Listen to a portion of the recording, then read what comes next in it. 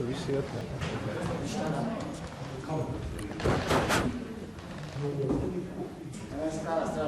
Strādā, jā? Šeit mums nebūs. Tas ir pieredzēts. Tikai tur ir. Skaidrs, labi.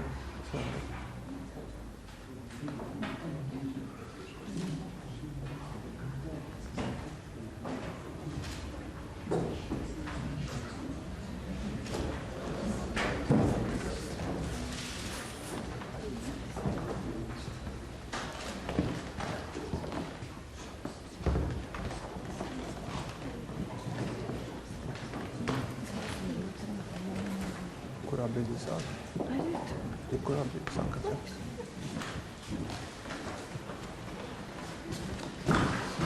Cienītās programmētājas, godātie programmētāji un visi, kas spiest viņus paciest. Dāmas un kungi, programmētāja diena 2012 ir sākusies. Un tagad uzmanību himnai.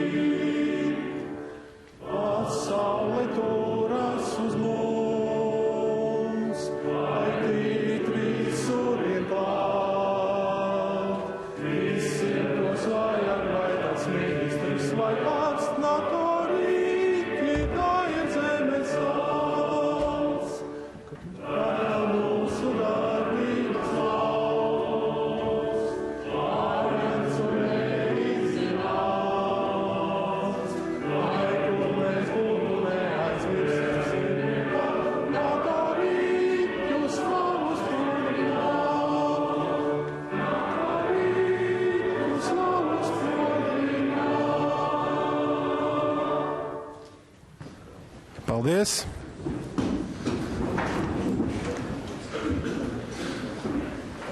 Tagad vārds uzrunai datorikas fakultātes dekānam, profesoram Jurim Borzovam. Šito? Jā, jums ir atkabatā. Cik sarežģīti. Tas tik tāpēc, lai te raidītu kaut kur. Diena sākās jau sen, un jau ir bijuši pasākumi, atvērām izstādi bibliotekā, bet mums priekšā vēl ir ļoti, ļoti gara diena. Arī šis pasākums ir ar daudziem referātiem, tāpēc ļoti koncentrēti, ļoti ātri.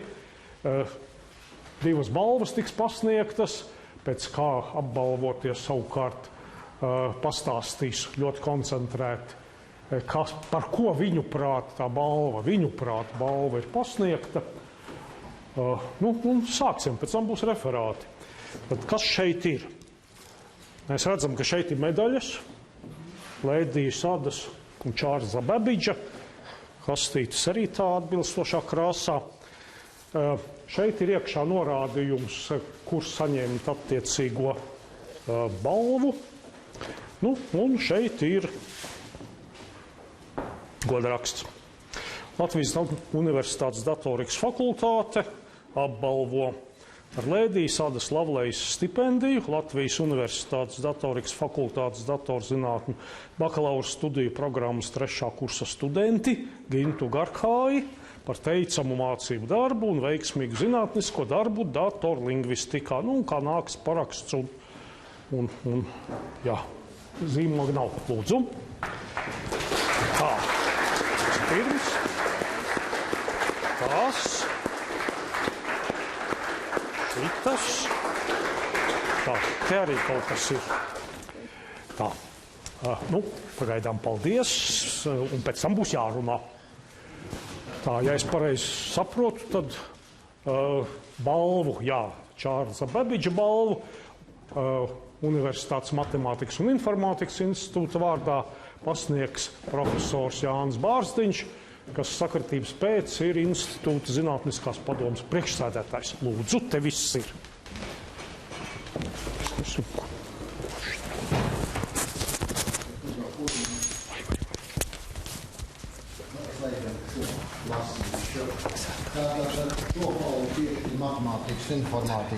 Šo balvu piešķir Matemātikas un informātikas institūts, un tas ir liels gods institūtam. Un šogad apbalvo Čārlza Bebidža balvu Latvijas Universitātes datorikas fakultātes datorzinātņu bakalaura studiju programmas 4. kursa studentu Jevgeņiju Vihrovu par teicamu mācību darbu, veiksmīgiem pētījumiem, Bula hiperkuba apakškopās ar mazu jutīgumu un īpašiem sasniegumiem AC programmēšanas sacensībās. Pēdējos īpaši gribu uzsvērt.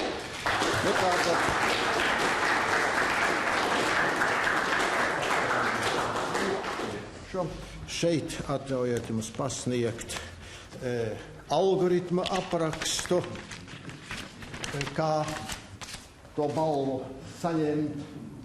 Vēlreiz apsveikt, un no institūta jums ir kāds neparasts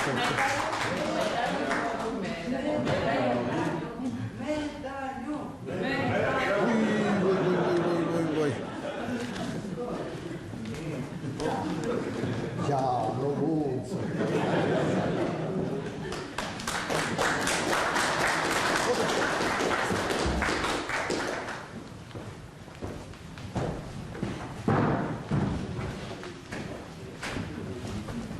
Uzgavilēsim laureātiem.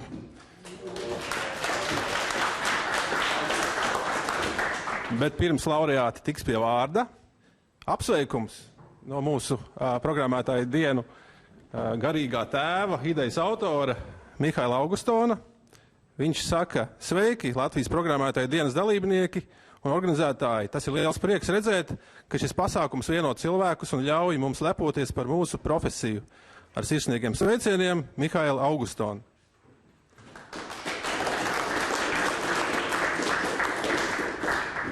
Bet tagad vārds mūsu laureātiem. Ginta Garkāja. Lūdzu.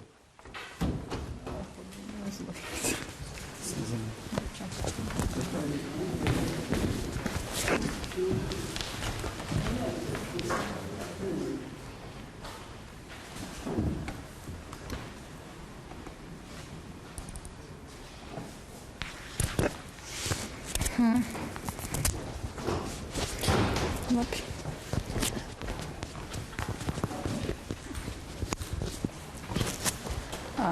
Sveiki visiem. Es esmu Ginta Garkāja. Sākšu savu runu ar pateicībām. Liels paldies profesoram Rusņam Mārtiņam Freivaldam par ieteikšanu Edijas Lavais stipendijai. Liels paldies arī Andriem Spektoram un Pēterim Paikanam par ievešanu manu valodas tehnoloģiju tēmā, ar ko saistīts man šī brīža pētnieciskais darbs. Par to arī pastāstīšu nedaudz sīkāk. Tas būs tāds apraksts par to. Mūsdienās ļoti liels latviešu valodas tekstu korpus, kas ir ārkārtīgi svarīgi valodas tehnoloģijās, ir pieejams tieši internetā. Piemēram, komentāros portālu, piemēram, runā draugiem sadaļā, dažādās reklāmās un tā tālāk. Un, lai visu šo korpusu tomēr izmantot, ir vairākas tādas problēmas, kas pirms tam ir jāatrisina. Un tas ir tas, ar ko es nodarbojos. Un tās problēmas saistītas ir ar nepareizu ortogrāfijas lietojumu vārdos. Tas saistīts ar nepareizu diakritisko zīmi lietojumu, daudz svešvalodu lietojumu. Arī izmantojam dažādu vispār zināmu saīsinājumu, kas visiem mums ir skaidrs, bet tā tomēr nav literārā latviešu valoda. Kā tad to visu risināt? Es to risinu divās daļās. Vienkārt atpazīšana un otrkārt labošana. Atpazīšanā izmantoju kaut kādu savu sevi savākt un kategorizētu gabalu no tekstu korpusu. Un pēc tam ar automātisku kaut kādu statistikas savākšanu par to, kā tad izskatās šāds teksts. Un otrā daļa otrā daļa par labošanu savukārt balstās uz vairākām metodēm, kas satur, piemēram, tur likuma bāzētu labošanu, ka mēs konstanti aizvietojam 2 saburtus ar A vai SHRŠ. Pēc tam arī pārbaudot, piemēram, translita vārnīcā, vai šis pārveidotais vārds ir pareizs. Ir vēl vairākas citas metodas, tomēr šeit svarīgi, ka visiem gadījumiem nevar pielietot vienu metodi, tāpēc svarīgākais ir tās visas apvienot un katram gadījumam automatizēt izvēlēties labāko. Tad ar visu šo es ceru iegūt automatizētu risinājumu, lai iegūtu mūsdienu latviešu valodas tekstu korpusu. Tas varētu būt noderīgs datu analīzē gan socioloģijas jomā, gan mārketinga jomā, gan tīri arī valodas tehnoloģiju jomā, kā sasaistīt, kā piemēram vārdu saistāmības noteikšanai. Pašai man ir tuvāks vēl viens iegūms no manas darbības, un tas ir kvalitīvāk un patiekamāk lasām internetu vide, ka mēs varētu konvertēt un labot komentāru tekstus un tādējādi padarot labāk lasām un kvalitatīvākus komentārus arī citiem. Tieši tāpēc arī savu nākotnes darbu gribētu saistīt ar kļūdu labošanu un risinājumu attīstīšanu. Tas arī īsumā viss. Paldies par uzmanību.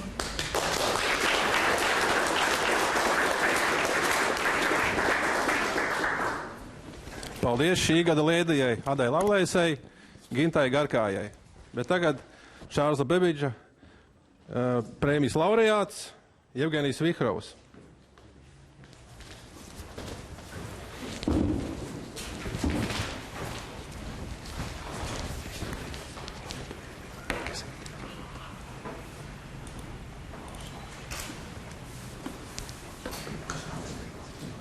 Sveiki, es esmu Jevgenijs Vihrovs. Es pastāstīšu, kāpēc es iegūšu šogad Bebiģa balvu. Tad pirmais iemesls, ko vairākums no jums jau zina, pārsvarā no profesora Borzova, tas ir vispasaules studentu programmēšanas sacensības ACM/ACPC, kurās mūsu universitāte jau startēja diezgan sen. Šogad mums bija lieli panākumi. Mūsu komanda tika finālā, ko mēs varam redzēt šajā bildē. Es tur arī esmu. Un mēs esam diezgan tuvu kausam šajā bildē, bet ieguvām mēs tur 18. vietu, un tas ir diezgan normāli priekš pašās pirmās reizes, jo Latvija tika pārstāvēta tieši pirmo reizi šo gadu. Un šajā sastāvā mēs bijām arī ar mūsu universitātes studentiem Eduardu Kalničenko un Normundu Vilciņu, un mūsu treneri ir Guns Sarnicāns, Sergejs Mēniks un Rihards Opmanis. Es gribētu pateikties par to, par trenēšanu. Otrs, arī mēs šajā sastāvā izcīnījām gan pirmo, labi, ne šajā sastāvā, mēs arī mainām tur komandas dalībniekus. Tā sanāca, katru gadu mūsu komanda maina tieši vienu komandas dalībnieku. Un mēs šajā komandā ieguvām gan pirmo, gan otro vietu ceturdaļfinālos, un pusfinālos ieguvām 2. un 3. vietas arī. Tagad vēl viens iemesls ir mans pētnieciskais darbs, kas bija mans kursa darbs, ko vadīja profesors Ambainis. Un tas bija par Boola funkcijām, bet faktiski tas ir kombinatorikas uzdevums, ko es risināju. Tas bija par hiperkubiem, kā jau pateica. To var noreducēt uz daudzdimensiju kubiem. Un faktiski uzdevums ir atrast n-dimensiju kubā vismazāko virsotņu kopu pie dažādiem nosacījumiem. Piemēram, viens nosacījums ir, lai katrā pusē no kuba būtu vismaz viena šīs kopas virsotne. Ieskatams, šeit ir bilde no mana darba. Jā, mēs piedalījāmies, es arī uzstājos ar referātu par šo darbu gan LMT un LU datorzinātņu dienās, un arī apvienoties Igauniju un Latvijas teorijas dienās. Šeit mēs redzam bildi no LMT datorzinātņu dienām. Es kaut kur tur neesmu redzams īpaši. Jā, un Es arī piedalos neklātienes matemātikas skolā. Es jau no pašā pirmā kursā piedalos olimpiāžu organizēšanā. Es sastādu uzdevumus, pārbaudu darbus, un no iepriekšējā gada es vadu skolēniem nodarbības. Tas ir Latvijas matemātikas izlase. Es vadu ģeometriju. Tas nav pārāk saistīts datorzinātni, bet tas tā kā mans hobijs. Un es vēlētos pateikties par manu matemātisku izglītību profesoram Andžānam un arī Andrim Cibulim. Tas arī viss. Paldies!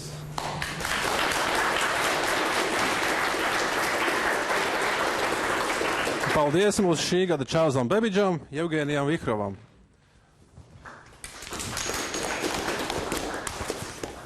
Bet tagad klāt referāti.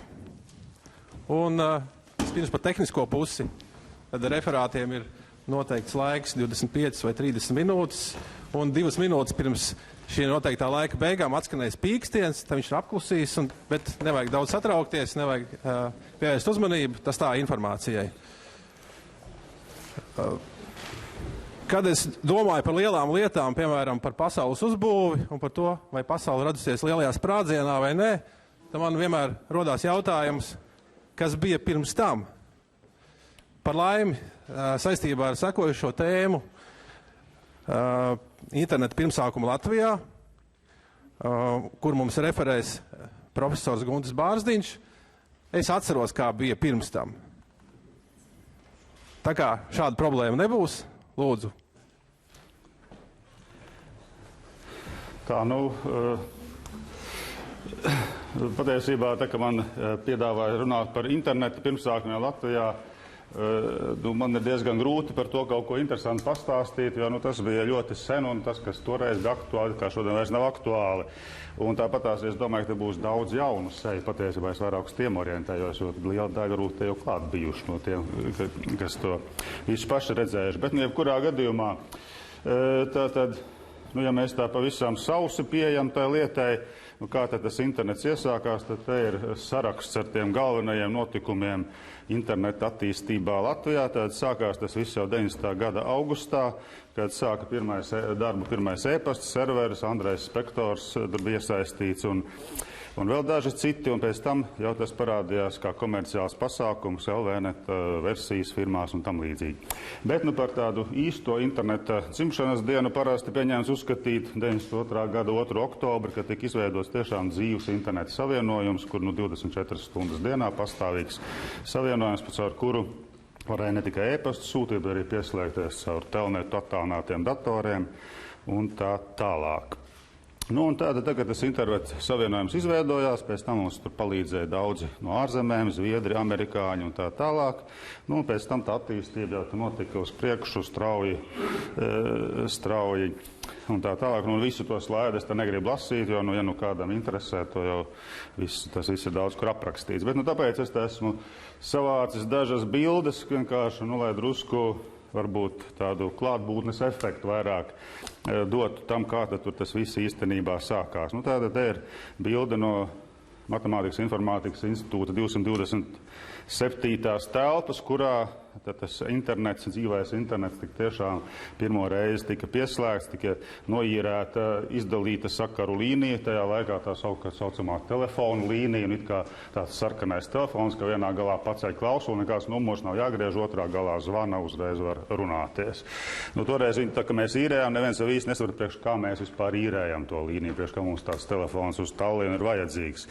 Un tad uzlika modemus, un tā tur oktobrī 92. gadā tas viss sāka strādāt, un pēc tam tās aparatūras palika vairāk, bija jātaisa kaut kāds kapi, kur to visu likt iekšā. Un te redzam arī citi iesaistīti cilvēki, Vitālijs Mozers no LVNet un Uģis Bērziņš no Fidoneta laikiem tajā laikā, kas arī palīdzēja to visu bez institūta darbiniekiem, protams, arī noorganizēt. Tālāk, ko es gribu teikt, ka no tiem pašiem pirmajiem gadiem patiesībā nekādas bildes īsti nav saglabājušās, jo toreiz neviens īpaši nefotografēja, tikai darīja tās lietas. Te ir, piemēram, tas, kāds izskatījās Latvijas internets 96. gadā. Kādas bija tās iesaistītās kompānijas, kādi bija ātrumi, tur pieslēgumiem savā starpā un tā tālāk. Te ir, piemēram, viena no pirmajām weblapām, kāda radās te Latvijā. Tātad pirmie, kas weblapu uztaisīja, bija kompānija versija, diemžēl tā nebija universitāte, jāatzīstās. Nu, un tās lapas, protams, bija stipri primitīvas. Nu, un tas, ko es ar šo te bildīti gribēju akcentēt, to, ka patiesībā jau ir 2 laikmeti. Ir pirms Googles laikmets un pēc Googles laikmets. Tātad, tā kā nebija Google, tad tajā laikā visur centās taisīt katalogus. Nu, piemēram, te var redzēt, ka te ir katalogs ar dažādu valstu weblapām, ka tur ir Austrijas, Beļģijas, Bulgārijas, nu tad mēs izvēlamies valsti un tad tur varam tālāk kaut ko meklēt. Nu, tagad tā neviens vairs nedara. Bet no tā tas viss toreiz sākās. Nu, vēl, ko es gribu pieminēt, ir, ka Latvija patiesībā bija laikam pat nevis viena no pirmajām, bet īsti pirmā valsts, kur sāka lietot bezvadu internetu, tātad Wi-Fi šos te internetu savienojumus, lai savienotu dažādas ēkas savā starpā. Tad jau 94. gadā šī lieta, pa 93. gada beigās sāk lietot, jo mums uz Zviedri atvērtu aparatūru tajā reizē, viņa jau tikko bija radusies, lai savienot ar Tehnisko universitāti pār Daugavai. Nu, un tas viss sāka darboties, un tad bija skaidrs, ka to ir jēga attīstīt. Nu, un te ir tādas adatiņas, kas rāda, kur mums te bija tie savienojumi tur tajos laikos. Kā arī bildītē redzams tas bezvadu rūterīts uz personālā datora bāzes, nu, kā tur pieliek anteni, ieliek kartu, un tad var līdz Zinātņu akadēmijai, piemēram, no Matemātikas informātikas institūta aizraidīt to internetu. Nu, un uz šīs tehnoloģijas bāzes tā tad radās arī Mikrotika kompānija, kas šobrīd ir viena no Latvijas ekonomiski laikam veiksmīgākajām tādām aparatūras un programmatūras ražošanas kompānijām. Nu, tālāk te redzams, kā Mikrotika izvēršās Āfrikā. Te ir Arnis Riekstīņš redzams kaut kur Āfrikā, skrūvējot šādas pašas antenas, vairs ne Rīgā. Nu, un šobrīd pa visu pasauli šie te Mikrotika rūterīši tiek plaši lietoti. Nu, tāpatās, un te redzams, ka jau 93. gadā Latvija sāk piedalīties, Latvijas delegācija arī starptautiskajā šajā te interneta konferencē, AINET viņa saucās tajā laikā. Nu, un te var redzēt apmēram, cik visā pasaulē bija tie aktīvisti, nu, tādi kā es un mani kolēģi, nu, tā tad viss iet vienā fotogrāfijā iekšā, tāds toreiz bija tas pasaules internets apmēram. Nu, ja, par tām valstīm, kas bija jaunas attīstības valsts, te pamatā iet runa. Bet, nu, tā tad, šis te ir tāds ievads. Nu, un es te pilnīgi visus faktus negribu neiztirzāt nekā, jo tā viss, kā jūs teicat, ir pagātne, varbūt nepārāk aktuāla un interesanta. Un tā, kam interesē, var izlasīt par tām lietām dažādos žurnālos, kur tas viss ir aprakstīts. Bet, tā tad, tiem, kas tur nav bijuši klāt, varbūt tomēr es ceļš orientējos uz tiem jaunākajiem cilvēkiem, tātad, kā tas tur īstenībā bija, kāda tā interneta veidošana tur īsti notikās. Un tā atbilde manā skatījumā ir tā, ka tā bija citi laiki. Var jau teikt, ka tur institūta 207. telpā tur to visu saštepselēja, bet tā vide jau ir tā, kas nosaka to kā tad reāli tur tas viss notikās. Nu, tā tad man te pirms pāris dienām bija tāda iespēja faktiski atgriezties laikā 20 gadus atpakaļ, kā tas viss te notikās. Nu, un tad es paņēmu līdz fotoaparātu arī, un lai es varēju, cik es zināju, ka man te tā jāuzstājās, ka to sajūtu radīt apmēram, kā tad toreiz tas viss tur bija. Nu, un tā tad runa iet par to, kad, kā jūs redzēt, tāda paša slaida, kā es jums te rādu, tikai ar drusku citu nosaukumu, tātad Government of South Sudan, Telecommunication Infrastructure Workshop. Tātad, cik no jums zina tādu valstu Dienvidu Sudānu? Vienkārši Sudāna ir sen, bet cik sen radās Dienvidu Sudāna? Pirms gada. Tātad viņi ilgi karoja tur to Sudānu, un beigās tā Dienvidu Sudāna atdalījās, un viņa kara izpostīta, ļoti nabadzīga valsts, 1 gadu veca. Un tātad viņiem tieši tāpat kā mums 92. gadā, un ka mēs arī bijām apmēram 1 gadu veci, ir jāsāk internets būvēt. Tātad tur nav ne veikali, nekādas infrastruktūras tur īpašas nav. Nu, te var redzēt, kā es te aizvakar Dienvidu Sudānas galvaspilsētā Džubā vai Jubā, kā viņi latviski sauc, te stāstu viņu valdības dažādiem pārstāvjiem, kā to internetu tur pareizi vajadzētu būvēt. Tā kā, un tā tad, patiesībā dalījos pieredzē, kā tad mēs te Latvijā faktiski tās lietas taisījām, ko no tā varētu mācīties, un kā tas tur notiekās. Tā tad tie, kas nezina, kur tā Dienvidu Sudāna atrodas, tas ir Āfrikā tieši pie ekvatora, tātad, plakus Ugandai, Kenijai un citām tām valstiņām. Un tātad, lai atgrieztu jūs, pārceltu tajā situācijā, kādi varbūt drusku pārspīlējot, bet tomēr kāda apmēram tajā laikā bija. Tātad, ja dodās uz Āfriku, tad pirmais, ko iznāk saskarties, ir to, ka lidostās brīdina, lai nepērk tur suvenīrus, kas ir taisīti no dzīvniekiem, kad tā ir patiesi dzīvnieku nogalināšana. Un aizlidojot, teiksim, līdz Nairobi, Kenijā, jo pat taisno uz Jūbu nevar aizlidot, jo tā ir vēl tik nabadzīga valsts, ka tur tā lidosta ir diezgan švaka, tur neviena normāla kompānija nelido. Tātad no Kenijas tur var aizlidot. Tātad Kenijā vēl tā lidosta ir normāla, bet laižoties lejā Dienvidu Sudānā, tā lidmašīnā faktiski nolaižās starp tādām būdiņām, tur tādā pļavā. Tev redzēja, ka te dzīvo tādās salmbūdiņās cilvēki. Un tālāk pati starptautiskā lidosta Jubas galvaspilsētā izskatās apmēram šāda te.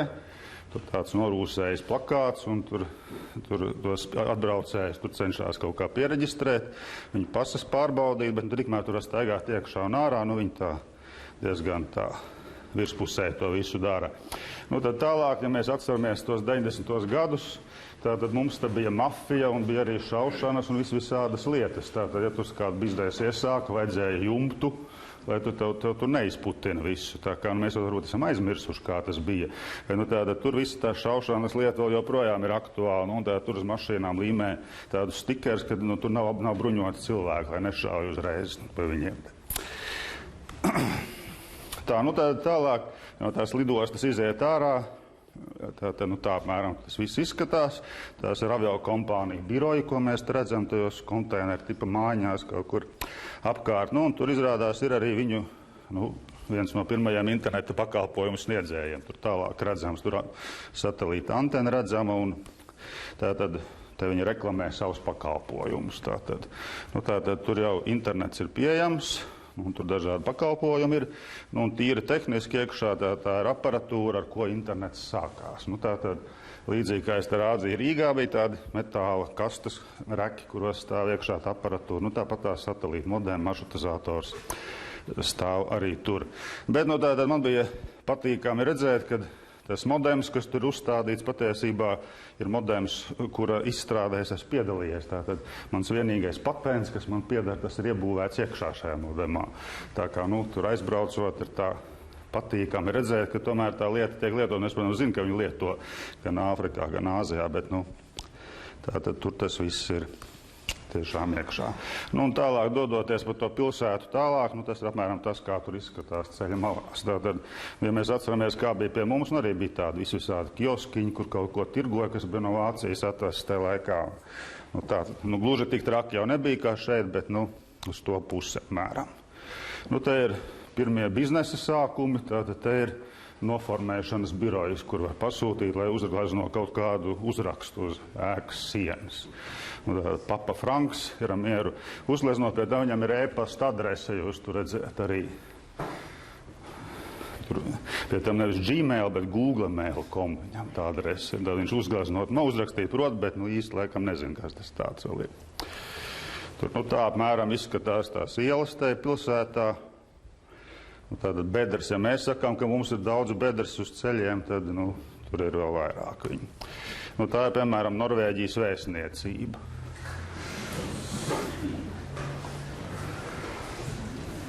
Tātad tas nav cietums, tas ir tā Norvēģijas vēstniecība.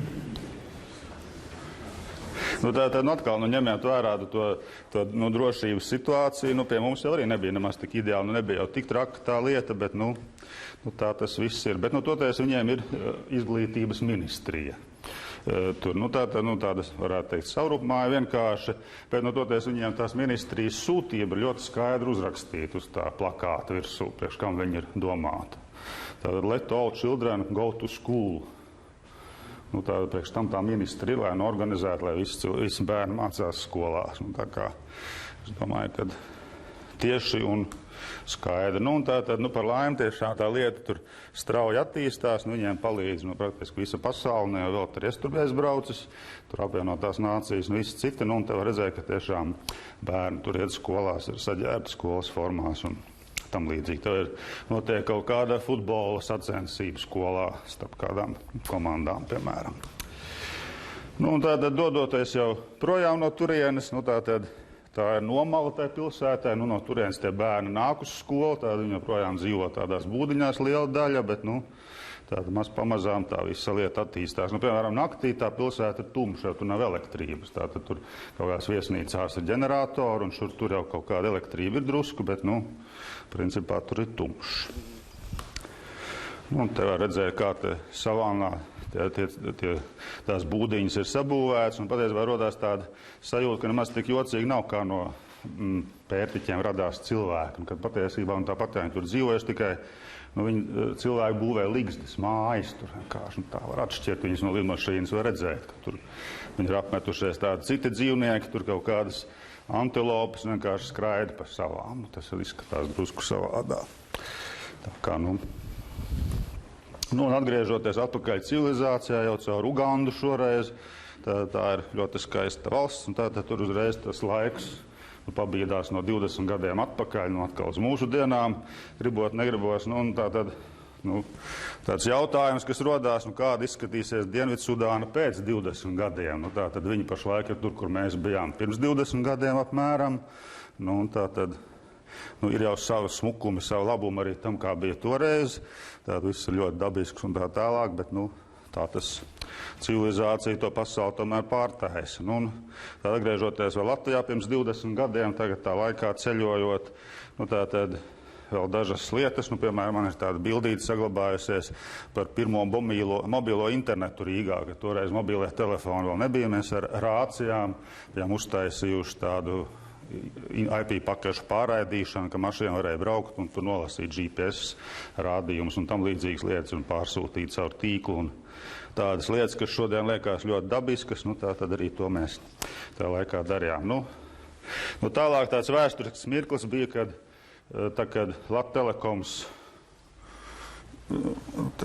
man te liekam par daudz amu ir beigās, tātad ir tāds, varbūt drusku izklausās tā komiski no mūsu dienām, tad bija viens brīdis, kad Latvtelekomam interneta pieslēgumu nodrošināja institūts. Tātad, institūts bija pirmais, kas to lietu attīstīja, un akadēmiskie tīkli, un vienā brīdī Latvtelekoms saprata, ka patiesībā viņiem arī tā lieta derētu, bet nebija speciālisti, un visu to tehnisku aprīkojumu, tātad Latvtelekoms izmantoja pieslēgumu caur akadēmisko tīklu. Vēlāk, protams, ka Latvtelekoms to lietu ir pārņējusi, un šodien jau Latvija laikam ir starp viena no vadošajām valstīm ātrumu, vismaz pieslēgumu ātrumu ziņā internetām. Un visbeidzot, es gribu nobeigt vienkārši ar bildīti, kur redzami tie cilvēki, kas faktiski to internetu toreiz 90. gadu sākumā iesāka. Tur Jānis Lācis un daudzi citi, kas sakonfigurēja pirmos serverus un veidoja šīs pirmās pieslēguma līnijas ar rādio vai kā savādāk un palīdzēja internetam Latvijā izplatīties. Tāds ceļojums laikā drusku turp un atpakaļ no manas puses.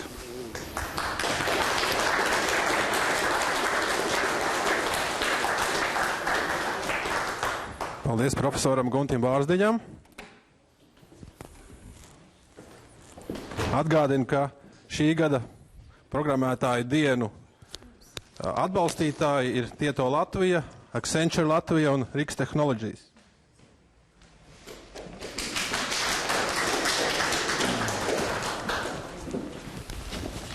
Ko mediķi domā par tiem, kas pārmērīgi lieto internetu un sociālos tīklus, var izlasīt reizēm pašos sociālajos tīklos un pašā internetā, bet kā uz to skatās datorzinātņu teorija, mums pastāstīs profesors Andris Ambainis.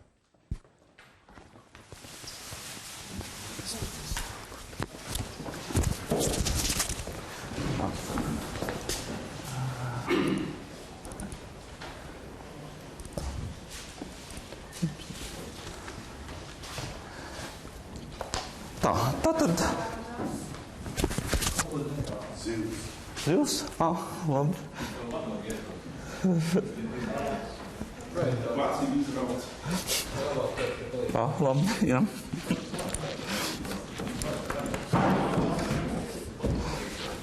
Laikam mobilais pieslēgums projektoram šeit vēl nav.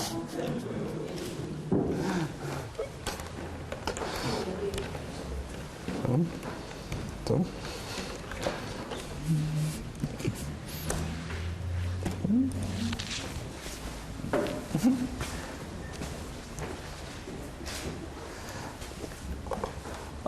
Tātad šovasar es biju konferencē, kur tika pasniegta šī balva.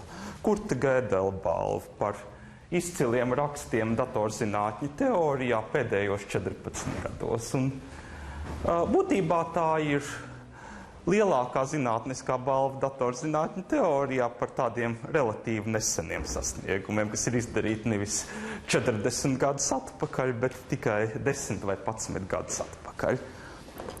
Un šoreiz viņi tika sadalīti starp 6 zinātniekiem, kur bija uzrakstījuši 3 dažādus rakstus, un te ir tas, kā tas tika noformulēts. Par to, ka šie zinātnieki ir palīdzējuši saprast, kā lietotāju un servisu piegādātāju sautīgu uzvedību ietekmē internetu un citu sarežģītu skaitļošanas sistēmu kopējo uzvedību. Un šī ir tēma, kas aizsākās ap 2000. gadu, un man bija izdevība sekot, kā šī tēma attīstās. Viņa vienmēr mani fascinēja, pats es viņā nekad neesmu neko darījis, bet tā kā viņa man vienmēr ir bijis interesanti, tad es izlēmu par viņu pastāstīt. Tātad te būs tādas 4 īsas epizodes, 2 no kurām ir no tiem rakstiem, par kuriem tika pasniegta šī balva, un 2 citas, stingri runājot, ir no citurienes, bet tā tematika pārklājās. Nu tad pirmais stāsts. Kā izvēlēties labāko ceļu? Nu, te var būt domāts labākais ceļš braucot ar mašīnu, labākais ceļš starp 2 punktiem, vai arī labākais ceļš starp 2 punktiem digitālajā pasaulē, respektīvi labākais ceļš datu pārraidē. Tātad vienkāršākajā versijā punkts A, punkts B savienoti ar 2 ceļiem vai 2 datu kabeļiem. Laiks, ko jūs pavadīsiet ceļā, ir atkarīgs no tā, cik daudz braucēju izvēlās to pašu ceļu.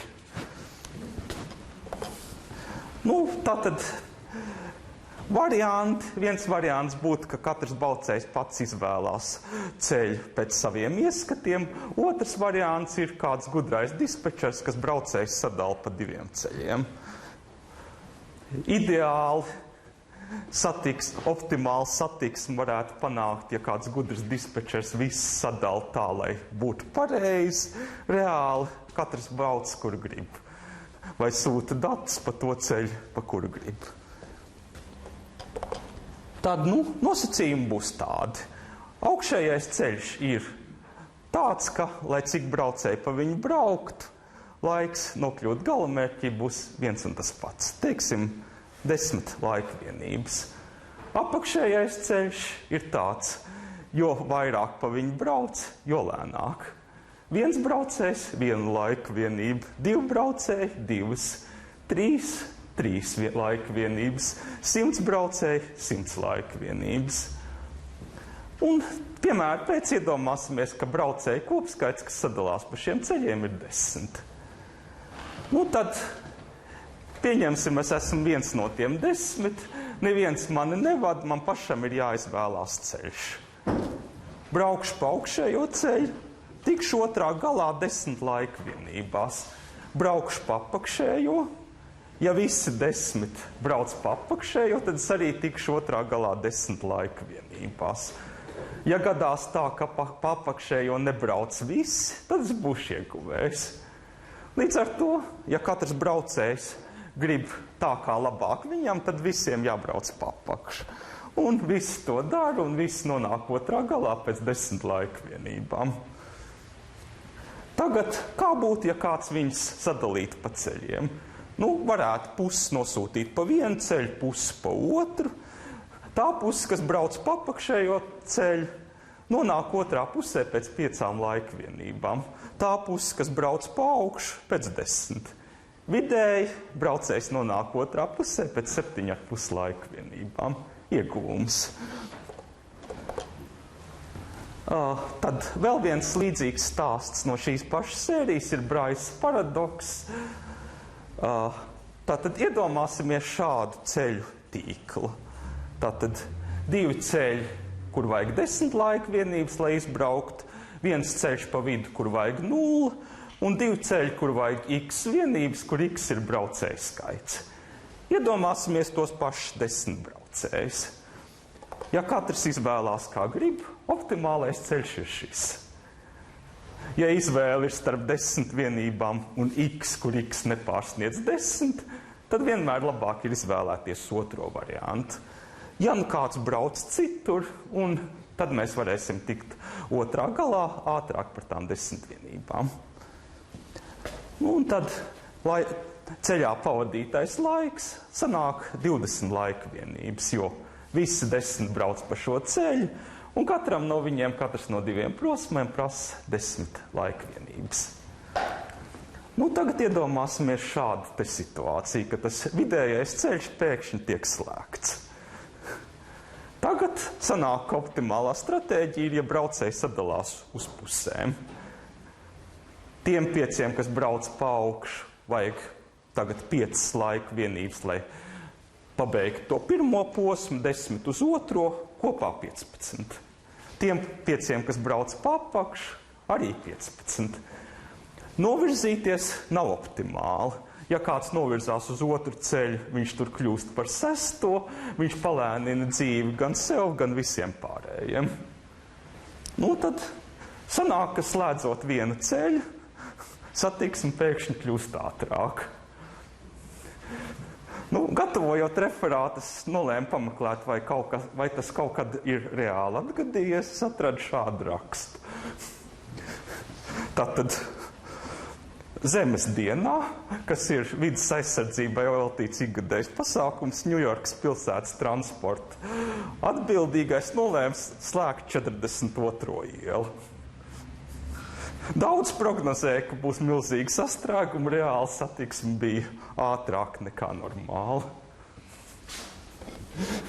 Tā kā kaut kad šādas situācijas mēdz gadīties ne tikai matemātiskos modeļos, bet arī reāli.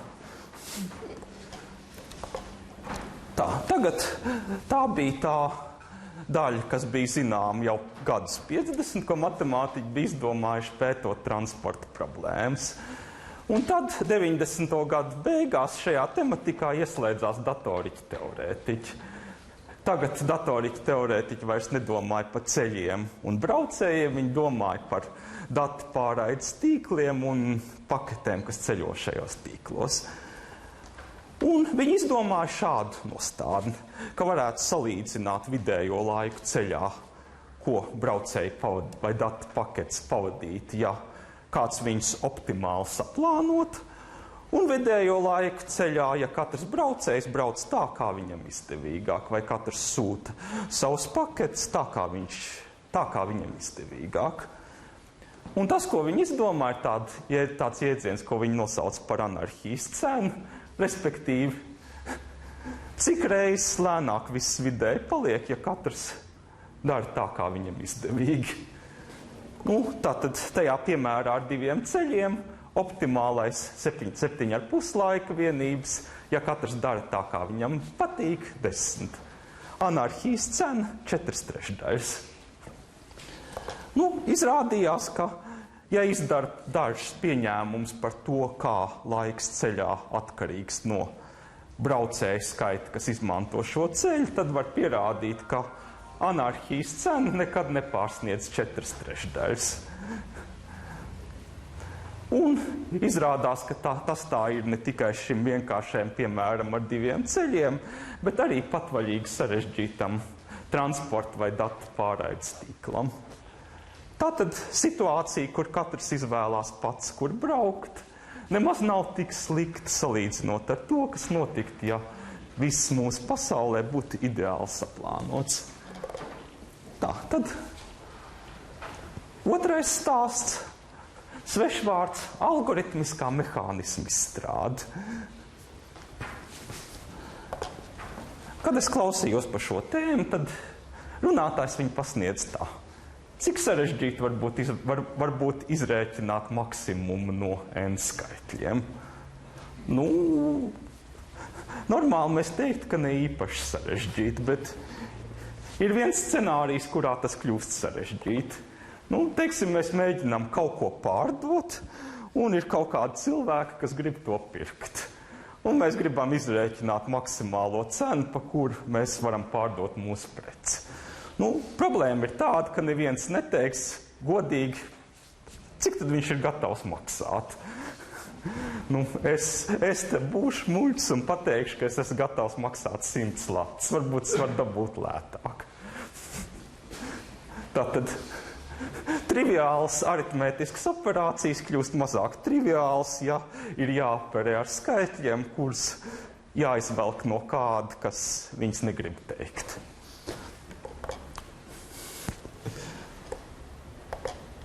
Nu, tātad izsoļu teorijā jau kopš 60. gadu sākuma pastāv tāds jēdziens kā Vikrijas sola. Ideja tāda, katrs cilvēks pasaka savu cenu, mēs atdodam preci tam, kas pasaka visvairāk.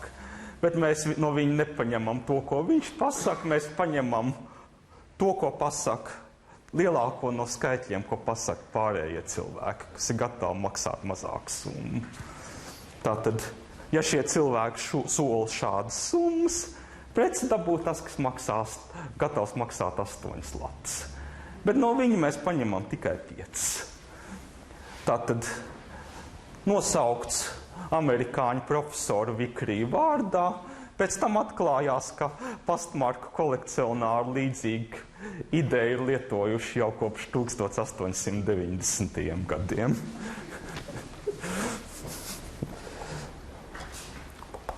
Un tātad, kas šeit īsti tiek sasniegts? Tiek sasniegts tas, ka nevienam pircējam nav izdevīgi slēpt, cik viņš grib samaksāt, jo tas, ko viņš reāli samaksās, būs atkarīgs tikai no tā, ko sola pārējie, un nevis no tā, ko sola viņš. Līdz ar to es varu godīgi teikt, es maksāšu 100 latus, bet tas, ko es reāli samaksāju, nav atkarīgs no tā, ko es pasaku. Nu, zinātniskā valodā šeit sanāk patiesas mehānisms. Mēs esam no visiem cilvēkiem izspieduši ārā viņu patieso informāciju. Un tad tas datoriķa sasniegums ir, ka datoriķi ir paņēmuši šo ideju un ir viņu tālu novispārinājuši. Tātad ir kaut kādi dati, sadalīts starp n cilvēkiem, mēs kaut ko gribam izskaitļot, kas tipiski ir saistīts ar kaut kā pārdošanu šiem cilvēkiem, un mūsu skaitļošanas rezultāti var būt izdevīgi dažādiem dalībniekiem. Un tad tas mērķis ir izveidot mehānismu, kā no šiem dalībniekiem izdabūt patieso informāciju, ko tad viņi īsti grib. Un tagad es pārslēdzos uz trešo tēmu, arī izsoles, bet no nedaudz cita leņķa. Nu, izsoles, kas notiek ikdienā, mums pat nepamanot. Es googlēju ierakstu dzīvoklis Rīgā. Google paskatās uz savu datubāzi ar reklāmdevējiem, kas grib reklamēt pārdodamas dzīvokļus Rīgā, vai savas lapas, kur tādas var apskatīties. Un pirms gadiem 10 tas, ko viņi darīja, viņi būtībā rīkoja šo te Vikriju vai otrās cenas izsoli. Atrodam to reklāmdevēju, kas gatavs maksāt visvairāk, un atdodam viņam reklāmu par otro augstāko cenu. Un tad tika pamanīts, ka patiesībā uzdevums ir sarežģītāks, jo tas, ko Google savāc no saviem reklāmdevējiem, patiesībā ir 2 skaitļi. Pirmais skaitlis ir, cik šis reklāmdevējs ir gatavs maksāt par ko. Otrais, cik viņš ir gatavs tērēt vienā dienā. Un, teiksim, rodas šāda situācija. Ir 2 reklāmdevēji. Viens gatavs maksāt 1 latu, lai mēģinātu kādam notirgot dzīvokli Rīgā. Un viņam dienā tērējumā summa palikusi 1 lats. Otrs ir gatavs maksāt mazāk, bet viņam uz šo dienu ir palikuši 50 lati, ko viņš ir gatavs atdot Google. Nu, varētu gadīties, ka racionāls lēmums no Google puses ir atdot to reklāmu otram. Jo gan jau pirmajam vēl par to 1 latu mēs kaut ko līdz dienas beigām pārdosim. Vai varbūt nepārdosim, bet drīzāk tomēr pārdosim. Tā kā šeit rodas tāds interesants algoritmisks dabas uzdevums. Sadalīt optimāli reklāmas starp reklāmdevējiem, situācijā, kad tās reklāmas pieprasījumi ienāk pa vienam, nezinot, kas vēl šodien līdz dienas beigām ienāks un kas neienāks. Ja mēs varētu noprognozēt nākotni, būtu vieglāk, bet to mēs nevaram. Nu tad tas, kā šādas lietas risina, ir tā, ka ideālā situācija ir, ja dienas sākumā mēs zinātu, ko cilvēki meklēs un kādas reklāmas var pārdot. Un ir kaut kādi ienākumi, ko varētu no reklāmdevējiem izspiest šādā situācijā. Un reāli algoritms saņem reklāmas pa vienai, viņas izdala, viņš dabū no reklāmdevējiem kaut kādu mazāku summu. Un ir 4 zinātnieki, teorētiķi, kas izdomājuši algoritmu, kurš vienmēr dabū vismaz 63% no maksimuma, ko varētu dabūt, ja zinātu visas pieprasījums, kas šodien nāks. Un izrādās, ka matemātiķi prot arī pierādīt, ka labāk nevar. 63% tas ir maksimums, ko var izdabūt, ja mēs nezinām nākotni. Un tad 3. stāsts par to, ka pasaule ir maza. Tātad klasisks eksperiments psiholoģijā no 1967. gada. Vai socioloģijā, vienā no šīm zinātnēm, tātad Stanlijs Milgrams. Tātad mērķis bija noskaidrot, cik gara ir paziņu ķēdīte starp 2 nejauši paņemtiem cilvēkiem Amerikā.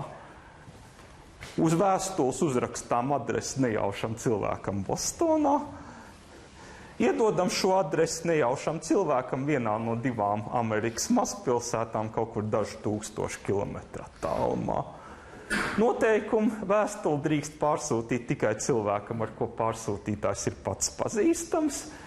Mērķis pārsūtīt tā, lai vēstule eventuāli nonāk pie adresāta. Eksperimenta rezultāti aptuveni 80% vēstuļu nonāca situācijā, kad kāds no saņēmējiem vairs nebija gatavs piedalīties eksperimentā un izmet vēstuli. Nu, ja šādi izklaidi rīkots tagad ar e-pastu, tad tas procents droši vien būtu daudz augstāks. Tajos 20% gadījumu, kad vēstule nonāca pie gala adresāta, tad tas soļu skaits bija 5 vai 6.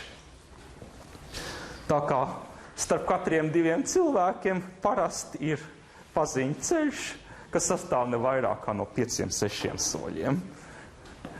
Un tas ir pārbaudīts arī mūsdienu kontekstā.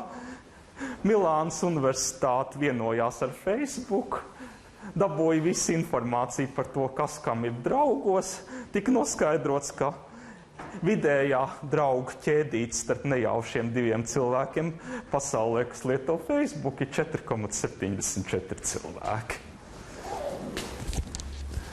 Nu, tagad pārslēdzoties no socioloģijas un paziņu ķēdēm uz matemātiku.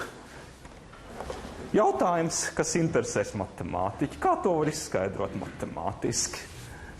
Nu, tas, ko varētu darīt, modelējam to kā grafu. Virsotnes cilvēki, šķautnes cilvēki, kas pazīst viens otru. Nu, tad jautājums, kādu grafu? Ar kādu grafu mēs varētu adekvāti modelēt, kas kam ir paziņa? Pirmie mēģinājumi bija to modelēt ar nejaušiem grafiem. Iedomāsimies, ka katrs cilvēks nejauši pazīst kā cits cilvēks pasaulē, teiksim 3, 5 vai 7. Tika noskaidrots, ka šajā situācijā starp katriem 2 cilvēkiem būs īsa paziņu ķēdīte. Bet tur var rasties iebildumi vai no socioloģiskā viedokļa, ka mūsu pazīšanās šajā pasaulē laikam tomēr nav gluži nejaušas. Vai arī var rasties iebildumi no tīra matemātiskā viedokļa. Un no matemātiskā viedokļa tie iebildumi, kas radās, ir, ka šādā gadījumā īsti ceļi ir, bet viņus nevar atrast. Ja kādam iedod visu informāciju par pasauli, kas ko pazīst, viņš var atrast to īso ceļu starp 2 cilvēkiem, kur katrā solī mēs ejam no paziņas uz paziņu. Bet šajā te eksperimentā ar vēstulēm katrs cilvēks zina tikai savas paziņas, un viņš izvēlās pārsūtīt vēstuli starp viņiem, nezinot, ko kurš no viņiem tālāk pazīst. Tātad jāmeklē kaut kāds cits modelis paziņu pasaulē. Un viens tāds modelis, kas ir piedāvāts, ir šāds, ka paziņu struktūru mēs varam nomodelēt šādi. Mums ir kaut kāds 2-dimensiju režģis, kur katrs pazīst savus kaimiņus. Un tas atbilst tam, kā mēs esam izvietoti telpā. Ka mēs pazīstam savus kaimiņus, tos, kas dzīvo mums blakus. Un šajā te režģī vēl ir kaut kādas nejaušas saites lielākā tālumā. Un izrādās, ka šādā modelī īsti ceļi no katra cilvēka uz katru tiešām ir. Un vēl vairāk šos ceļus tiešām var atrast, skatoties tikai uz vienu cilvēku paziņām. Tā, kā tas bija aprakstītajā eksperimentā. Un tad pēdējā lieta, es vēl gribēju pieminēt šī rezultāta autoru, tātad Džons Kleinbergs, slavenākais datoriķis teorētiķis, kas darbojas šajā tematikā, Kornela universitāte, neskaitāms balvas. Iespējams, mums izdosies dabūt viņu uz iCalp konferenci nākamajā vasarā, kas šeit Rīgā notiks. Ja tā ir, ļoti iesaku viņu referātu.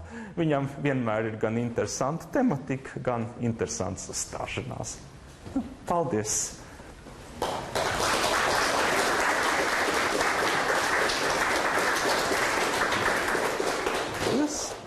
Paldies profesoram Andrim Ambainim. Internetā klīst tāda teika, ka 1975. gadā, kad Bills Geits bija pašos pirmsākumos, lai dibinātu savu kompāniju, tad viņš ir gandrīz uztaisījis basic kompilātoru, tikai pietrūcis kods, kas ielādē to programmu viņa datorā, un tad it kā to viņi ir uztaisījuši lidmašīnā. Vai tas tā bija, vai tā nebija, tad tā īsti skaidrs nav. Tur ir daudz visādu slēptu faktu tajā, bet varbūt par to nedaudz, cik viegli to ir darīt, vai vispār daudz maz nopietni ir iespējams programmēt lidmašīnā, vai vienkārši lidojumā, pastāstīs profesors Leo Saļāvā. Jā, mani var dzirdēt, te ir viss kārtībā, jā? Ok, ļoti labi. Tad jāmēģina salauzt. Jo citādi nebūs ko salabot, un tad vairs nebūs interesanti, vai ne? Redz, te ir viens no piemēriem, kāpēc es runāšu par to, par ko es šodien runāšu. Es nezinu, vai mani var dzirdēt, vai mani nevar dzirdēt tajā tur vērķī, ja? Paldies, ka man pasaka, un viss ir ļoti labi, bet es tomēr nezinu, pirms es pajautāju. Tas nozīmē, ka es esmu savā ziņā akls. Ja? Un savā ziņā visi programmētāji klasiskie, kamēr mēs sēžam un tur grabināmies, automātiski aizgāja, gar kodu, tikmēr mēs arī esam akli, tikmēr, kamēr mēs palaižam to programmu. Vai ne? Bet tāpēc, ko tad es saprotu ar to programmēšanu lidojumā?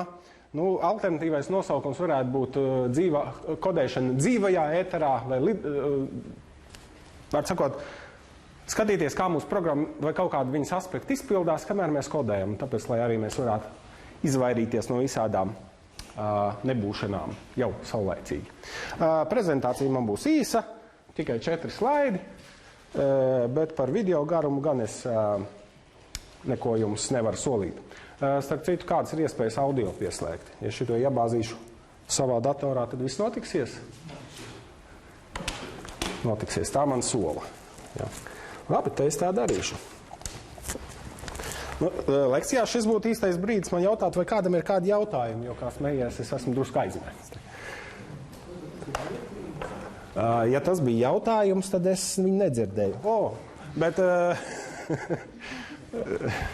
Bet kolēģis teica, ka viss notiks, ja šito iespraudīšu. Jā, tā ir elektrība tiešām. Bet kur tad ir audio? Te acīm redzot, ir skaidrs, ka es no elektriskām būšanām nekā nesaprotu. Gandrīz nekā. Vai arī, ka man vēl ir daudz ko mācīties, tā mēs varētu pateikt. Es atradu īsto puļķi, es tā ceru, jā, šitas te. Paldies, Inga. Šā vai tā. Strādās labi. Tas ir labs tests. Redz, te jau mēs sākam kodēt dzīvajā. Jā, viss notiek. Ok. Tā. Ok. Nu, tad pirmais slaids ir redzēts.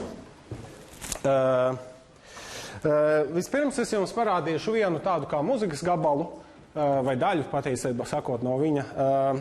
Ir tāds no such thing, there is no such thing, ja?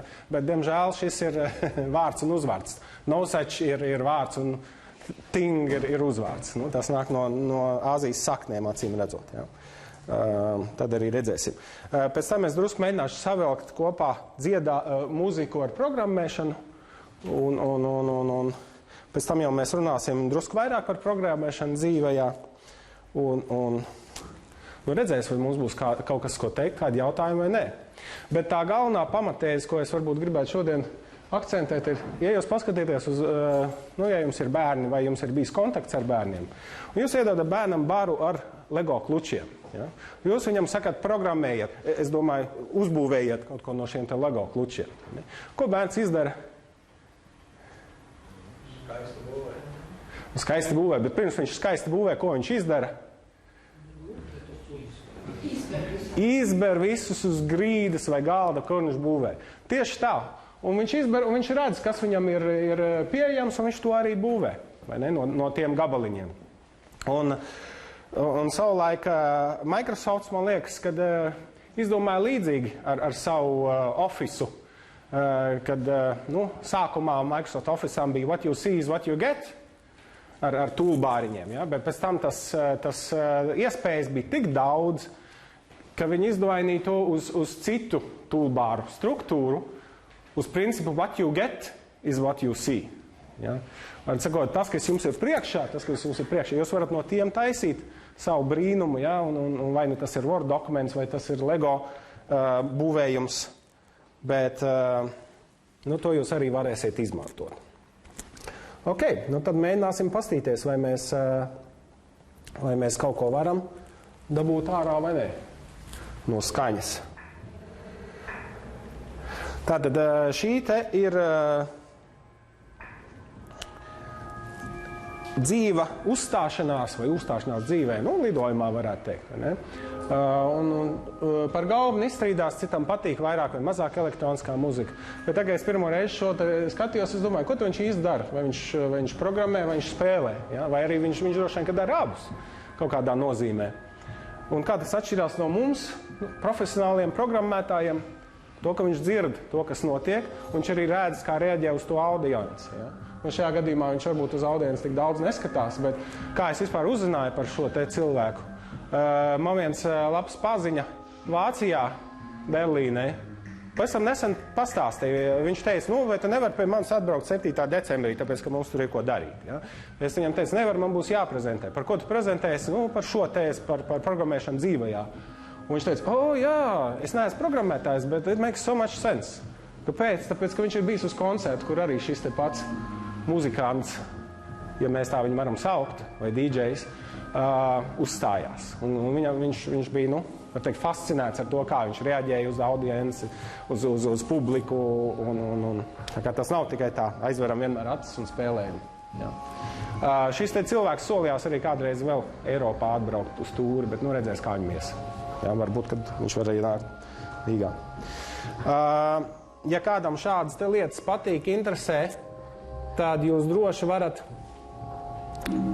klausīties manu svīterojumus Twitterī, un tur es tad šo to stāstu. Jā. Tātad šis te jau ir A Study in Kate. Kate, kas tas tāds Kates ir? Vai kādam patīk džess, vai kādam patīk klavieru mūzika šajā te auditorijā? Nu, ja jums patīk īpaši improvizācija klavieru mūzikas, tad droši vien, ka jūs par šādu te Kate esat dzirdējuši. Ja nē, tad jūs varat arī viņu uzmeklēt gan jau. Ja? Ja jūs meklēsiet Study in Kate, tad no turienes jūs varēsiet arī, tā skaitā arī YouTube pašu Kate klasiskos priekšnesums klausīties. Kas notiek šeit? Nu, šeit notiek programmēšana Lispā. Vai Lisp paveidā. Ja? Un pie tam šī te programmēšana Lisp paveidā notiek dzīvajā. Tās skaņas, ko mēs dzirdam, ir šīs programmas izpildes rezultāts. Un tas, ko mēs šeit redzam, ir šī te kombinācija, ir priekšnesums, uzstāšanās dzīvajā eterā cilvēks programmē, un mainot šo te skaņu, un attiecīgi arī, mainot šo te programmu, un šī programma arī izpildās, un mēs dzirdam kaut ko, varbūt attāli vai tuvāk līdzīgu Mr. Kate klavieru skaņdarbiem. Ja? Lūk tā, un tā uz priekšu, un te mēs redzam, mēs visu kaut ko liekam klāt. Un brīžiem, un interesanti tas, ka, ja mēs klasiskā programmēšanā, tikko kā mēs esam kaut ko uzrakstījuši, mums galīgi negribās kaut ko mest ārā. Tad šeit ārā mešana ir pilnīgi dabiska lieta, ja? Tā kā gabals ir nospēlēts, tad mēs viņu izmetam ārā, atzīmējam delete, ja? Viss vairs nav. Programmēšana lidojumā. Pabraukšu drusku uz priekšu, ja? Un tā arī šis te notiek. Nezinu, vai auditorijā, cik no jums ir uzskats sev par Lispa cienītājiem? Nav. Tad laikam mums ir jāiet uz nākošo video. Ja? Bet katrā ziņā doma, manuprāt, nav slikta. Ja? Es tik ātri nevaru programmēt. Kur nu vēl Lispā? Ja. Jā.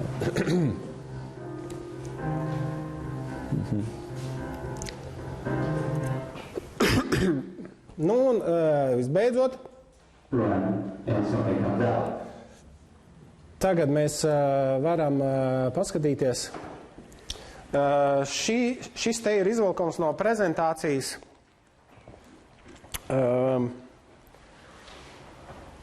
Es ceru, ka es viņu neapstādināju. Tas cilvēks, kurš viņš cits starpā arī googlē šo to palīdz un strādā par visādiem lietotāju saskarnēm. Un arī par viņu es diezgan nesen uzzināju, vajadzēja jau kādu gadu iepriekš droši vien uzzināt. Bet pat cik man tas, ko šis cilvēks stāsta un rāda, ir tik ļoti rezonē ar to, ko es domāju, tad es gribu pastāstīt arī tālāk. Ja? Tāpēc viss turpmākais, ko es rādīšu, tas nav mans izgudrojums vai ne tuvu tam, bet tas, manuprāt, ir vērts tieši šajā dienā par programmēšanu dzirdēt un redzēt. Un doma šeit ir tāda, ka mums ir Java programmiņa, kas zīmē koku. Ja, šajā gadījumā visnotaļ vizuālu koku. Ja. Un, iedomājieties, ja mēs neredzētu šo te vienu daļu kreiso un kaut ko rakstītu, un tad pastamies, kā izskatās, kaut ko rakstā, kaut paskatāmies, kā izskatās. Diezkas nav. Ja. Nav sevišķi intriģējoši. Varbūt ir, bet to var padarīt, kā saka, to procesu efektīvāku, bet arī radošāku. Un te mēs varam redzēt, ka katrā vietā, kur mēs kaut ko iebakstam kodā, uzreiz momentāli mūsu bilde tiek atjaunota. Updateot. Un mēs, piemēram, varam atzīmēt kaut kādus arī skaitļus, šajā gadījumā parametrus, un mēs viņus varam visnotaļ viegli pamainīt, un tādā veidā mēs varam skatīties, cik te labs mums tas izskatās. Ja? Atvainojos. Lūk. Un principā gandrīz katru aspektu, praktiski tiešām katru aspektu, kas mums kaut kādā nozīmē kaut kādu vizuālu. Ja? Daži ir mums paredzami aspekti, daži varbūt ir mazāk paredzami, bet hei, mēs varam eksperimentēt un varbūt kaut kas interesants sanāk. Ja? Ja. Piemēram, šķiet, ka viņš tagad atzīmēs vienu parametru, kas nosaka, cik daudz šies te ziediņi kokā, kā viņi tiek taisīti. Un pēc noklusēšanas viņš bija ielicis 16, un tagad viņš saka tā, ka, ja mēs viņus palielinām, tad mēs varam paskatīties, varbūt ir labāk. Bet viena cita lieta, kas šeit vēl notiek, ir, ka tagad viņš redz to kustībā. Viņš redz, kā kustībā tie ziediņi tur, tikpat kā mirgo. Un viņš var teikt, hei, bet varbūt, ka šis efekts mums var noderēt animācijai, video variantam. Viena lieta ir bakstīt kodā un skatīties, kas notiek. Ja? Otra lieta, ko šeit var darīt, ir iebakstīt pašā bildē un paskatīties, kurā vietā kodā mēs atrodamies. Ja? Un, jo, ja jūs skatieties, ir īpaši kodā, ko jūs neesat rakstījuši, jums nav ne jausmas, ja, kas pa ko ir atbildīgs. Un tad arī to viņš šeit saka. Ja?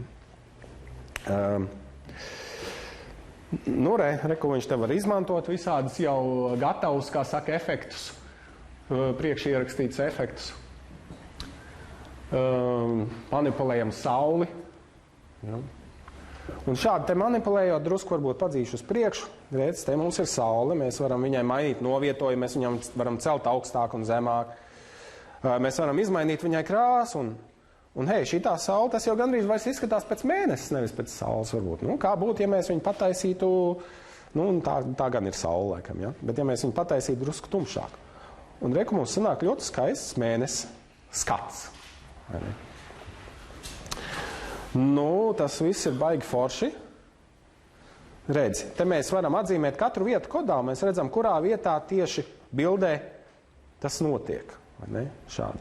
Un cits starpā, kā tad tas viss notiek, tā formālā puse nav tik būtiska, vai ar kontroli, vai alt taustiņu kopā ar pēli, vai ne?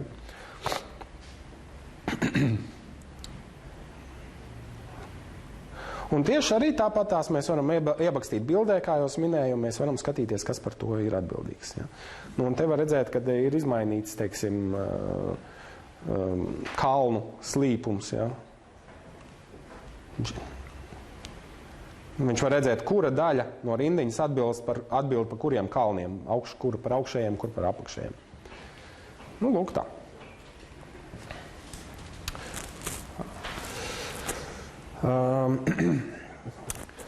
Tā ir viena lieta. Ja? Grafiskas bildītes, protams, ir skaisti redzēt, kā viņas notiek. Kādas vēl mēs grafiskas bildītes pazīstam?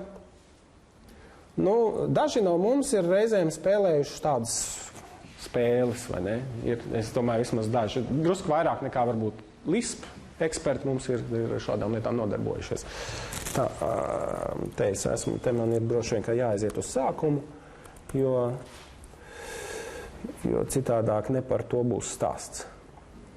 Un šeit ir princips ļoti līdzīgs. Te mums atkal ir kods vienā pusē, ne?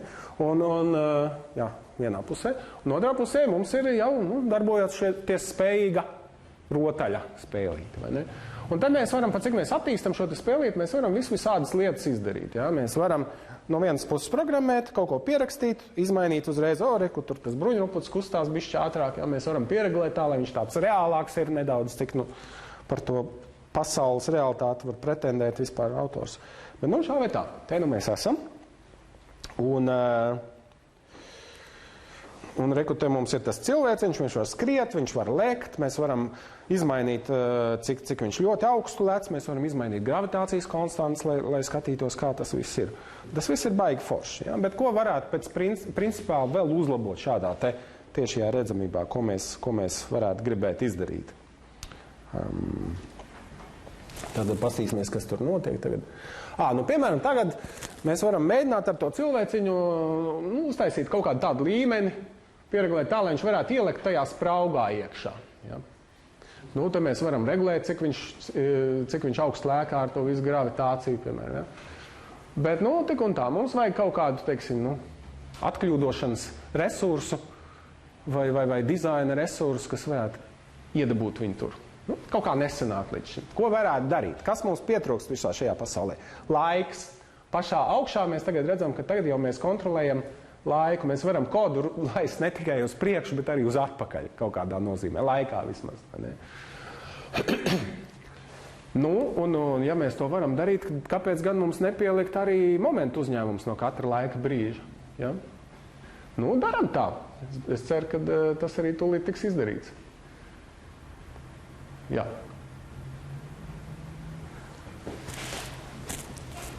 Nu, daram. Tā. Nu, reku, tagad mēs varam atkal braukt ar to kursoru, un katrā brīdī, kur laikā šis ir, mēs varam redzēt trajektoriju. Ja? Un ko tas mums dod? Nu, tagad jau mēs varam ar šo te trajektoriju pieregulēt, izmainot gravitāciju, kaut kādu parametru, kas to. Mēs varam iedabūt tieši tādu gravitāciju, kā mums vajag, lai tas lopiņš trāpa iekšā tur, kur viņam vajag.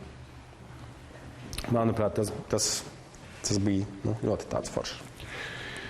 Nu, baigi forši, kamēr mēs taisam bildes un spēles, vai tam ir arī kāda praktiska nozīme vai vērtība. Nu, cik no jums domā, tam ir praktiska vērtība? Kaut kādu feedbacku varbūt vai nebūtu. Ir dažas rokas, jā, bet tomēr nav sevišķi pārliecinoši. Mēģināšu vienu citu vēl piemēru jums parādīt. Nu, pieņemsim, ka mēs gribam noprogrammēt bināro meklēšanu. Ja? Kā notiek binārā meklēšana. Es ceru, ka man nav ļoti jāiedziļinās. Mēs zinām apakšējo un augšējo vērtību kādā sakārtotā masīvā šajā gadījumā. Vai ne? Un mēs viņu dalām uz pusēm, tad skatām lielāks, mazāks un tā joprojām. Binārā meklēšana diezgan parasta lieta. Te ir kods, ja, nu, un atkal mēs varētu viņu uzrakstīt un cerēt, ka viss notiek, pēc tam atkļūdot, kā jau pa vecam. Pašam man ne par bināro meklēšanu, bet par saistītiem sarakstiem ir bijis piedzīvojums industrijā, kas man maksāja apmēram 1 nedēļu darba, nu, laika ziņā, kamēr es atkļūdoju, ka paralēlā pasaulē tur drusku savādāk ir jātērēš priekš saistītiem sarakstiem. Nu, re. Un tieši tāpat arī šim te kodam mēs varam kreisā pusē rakstīt pašu kodu, un labā pusē mums jau var būt interpretators, kurš mums jau palīdz. Mēs varam mainīt mainīgo vai parametru vērtības, ne, un uzreiz redzēt, kas notiek. Ja? Mums ir parametri 2, key un array, tātad meklējamā, atslēgu un masīvs. Mēs varam ielikt viņos kaut kādas piemēra vērtības, nu, gana vienkārši tā, lai mēs redzētu, cik tas labi strādā, nestrādā, notiek, nenotiek. Un mēs rakstam kodu, un pa ceļam kodu rakstot, mēs uzreiz redzam, kas tur notiek, kas tur nenotiek. Ja? Teiksim, tas vienkāršākais, ko momentāli var uzķert, ir neinicializēti mainīgie. Nu, lūk, un tāpat uz priekšu rakstam un testējam, un šobrīd neiedziļināšos, lai nekļūtu garlaicīgs, kas tiek atrasts, bet tas princips ir šāds, ja? Kad mēs te varam skatīties kodu izpildi ne tikai dotajā brīdī, bet arī kaut kādā nozīmē pa iterācijām. Reku ir cikls, un mēs redzam 1., 2., 3. iterāciju, un arī tur varam jau ātrāk noķert kaut kādas sīkas nelietības, kas bieži vien iezogās mūsu kodos.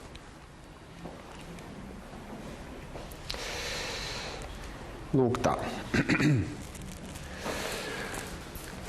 Nezinu, vai tas atstāja uz jums vajadzīgo iespēju, bet katrā ziņā man tāda lieta patīk.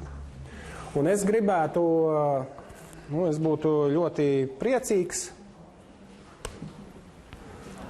ja es varētu, kādus tādus rīkus, ja viņi būtu pieejami gan man, gan arī maniem studentiem, gan arī visiem programmētājiem pasaulē. Ja? Ko vēl varētu darīt. Ja? Bet viena lieta ir programmētāji, cita lieta ir tie, kas mācās programmēt. Ja? Droši vien, ka esat dzirdējis par tādiem MOOCs. Kas tas ir MOOCs? Massive Open Online Courses. Un, savā ziņā tā ir konkurence ar mūsu universitāti, un ne tikai mūsu, bet visām tiešsaites, nevis tiešsaites, bet universitātēm, kas ir tiešajā ēterā. Bet tai pašā laikā tas labais moments ir, kad mēs varam programmēt, mācīties programmēt paši pēc savu laiku, paši pēc savā ritmā. Un tāpēc es iesaku visiem tiem, kam patīk šī tāda lieta, palasīt šo te rakstu Learnable Programming. Šī raksta autors ir tas pats, kas Brets Viktors, tas pats, kurš iepriekš ir attīstījis tos video piemērus, ko es rādīju, ar to gan koku, gan spēlīti. Ne? Un šeit šis tātad ir momentu uzņēmums no pašas weblapas, tāpēc es ļoti īsi varbūt akcentēšu pāris momentus, bet lasīt dziļumā tas būs jūsu mājasdarbs. Tātad, programming is a way of thinking. Vai ne? Tā bija viena no šī te cilvēka citātiem. Ja? Un people understand what they can see. No vienas puses diezgan tādas klasiskas, gandrīz klišē apgalvojumi. Ja? Bet kā to visu ielikt iekšā kontekstā? Un tad šeit, teiksim, tiek adresēts vairākas tās lietas, kas cilvēkam, kas mācās programmēt, vai nu jaunu valodu, vai vispār ir ar ko jāsaskarās. Ja? Read the vocabulary, tad tā vārnīca, ko programmētājs saskarās. Pirmo reizi redzot šo te kodu programmētājiem, droši vien nevis programmēt, bet cilvēkam ir diezgan maz saprašanas, kas tad tur notiek. Labi, var kaut ko mēģināt, fill mēs saprast, kaut ko aizpildīt, ja? Bet tam 3 cipari, ko tie varētu nozīmēt. Un te atkal tā lieta varētu būt tāda, ka tas cilvēks, vai ne? Skatoties un manipulējot ar šo te kodu, viņš varētu iemācīties. Bet šis kods ir tik abstrakts, ka cilvēkam tas salīdzinoši varētu būt tāpat, kā, ja jūs redzat šo te bildi apakšā, ja jums būtu, teiksim, DVD atskaņotājs ar šādu te priekšu paneli, un jūs uzdevums būtu, hei, iemācieties tagad, ja, lietot šo te DVD atskaņotāju. Es nebūtu sajūsmā, ja? Varbūt mans dēls un meita būtu sajūsmā, bet viņi vēl pat neprot lasīt īsti, ja? Bet tagad tā ir cita auditorija. Ko varētu darīt, ja? Ja? Nobaksti un iebaksti un mēģini skaties, kas sanāk, ja?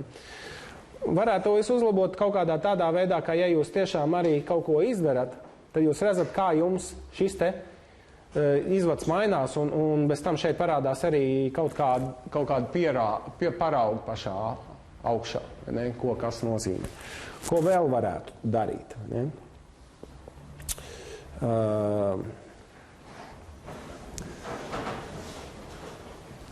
Droši vien būtu labi izskaidrot kontekstu, un tā joprojām. Ja? Bet tiešām es negribu šeit tagad ļoti to visu jums stāstīt, teiksim, ja te mēs palaižam vēl kādu piemēru. Ja.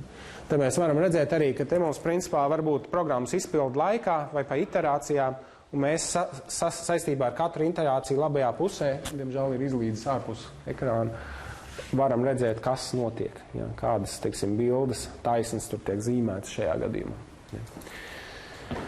Lūk, tātad kāds ir mans aicinājums? Tiem, kas strādā pie rīkiem, pie programmatūras izstrādes rīkiem, padomājiet, kā to visu padarīt cilvēkam pieejam tā, lai mēs kļūtu mazāk akli un vairāk redzīgi programmēšanā. Un no otras puses tie, kas lieto to visu, esiet atvērtiem prātiem un nāciet klajā ar priekšlikumiem. Būtu forši, ja es tagad redzētu to šajā brīdī, lai man nevajadzētu tur izdarīt kaut ko to un citu. Ar to tad arī šodien beigšu, izņemot, ja kādam kāds jautājums būs. Paldies!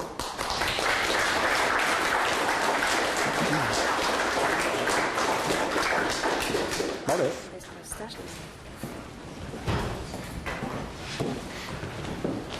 Jā, jautājumu nav.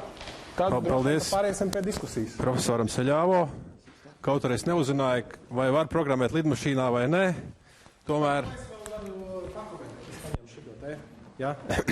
Tas īstenībā labs jautājums, un kā jau viss kārtīgi profesori, arī es kādreiz kaut ko aizmirstu pieminēt. Ja? Bet pēc cik es nospēju savu mikrofonu, atļaušos pastāstīt gadījumu. Bija tāds laiks, kad lidoja uz mēnesi cilvēki. Viņi lidoja gan no Amerikas uz to mēnesi, bet viņiem arī uz borta bija dators, un tam datoram bija jārūpējās par nolaišanos. Tad kas notika? Notika tā, ka tajā programmā iezagās kļūdiņa. Tad tiešām lidojumā virzienā uz mēnesi šī te programmiņa tika arī atļodota. Tātad var programmēt. Tad vēl pēdējais komentārs, es domāju. Pirms daudziem gadiem, kurā tas gadā bija, mums bija datori ar jaudu X, un mēs ar viņiem lidojām uz mēnesi. Šodien mums ir datori mūsu telefonos ar jaudu vairākas kārtas, varbūt X. Ko mēs ar viņiem darām? mēs šaujam putnus pa cūkām. Varbūt ir kaut kas vērtīgāks, ko darīt. Paldies! Paldies!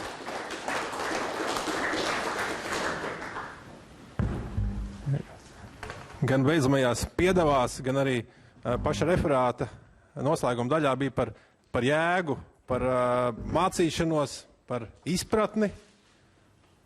Un tā jau mēs esam nonākuši līdz diskusijas daļai. Un diskusijas daļā būs skartas šīs tēmas. Un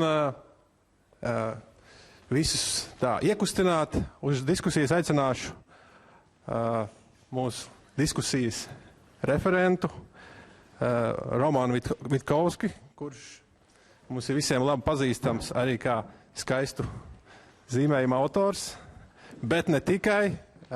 Izglītības lietas ir tās, kas viņu interesē daudz un ļoti, un par programmēšanu, izglītību, izpratni arī būs šī diskusija, kura tagad lēnām virzās.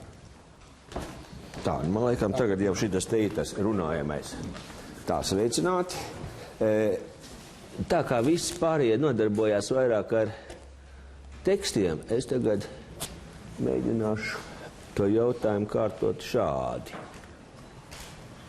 Tā, kur tam man ir slaidi šau? Šitā. Tā, op. Op. Tā. Šitā manta, ja, jeb šitā bilde, ir Latvijas izglītības fonda GoErudija programmas emblēma. Tā mājaslapa tā strādā, darbojās, to var apskatīties. Un to, kā saka, to pēc tam jau visi varēs, kur tas var dabūt viņu uz leju. Tā bija, paņemsim tā. Parasti mums ir vienmēr ir tā, kad mēs te runājam par verbālo problēmu vispār un lietu aprakstu un tā tālāk. Skaties ļoti uzmanīgi, ko dara šis mākslinieks. Un skaties, kas paliek pēc tam, ka viņš tos uzrakstījis ir. Ja? Jūs redzat, kāds burts viņš raksta, viņš apraksta to, kas tur apkārtī. Ja? Tagad jau to otrādāks process.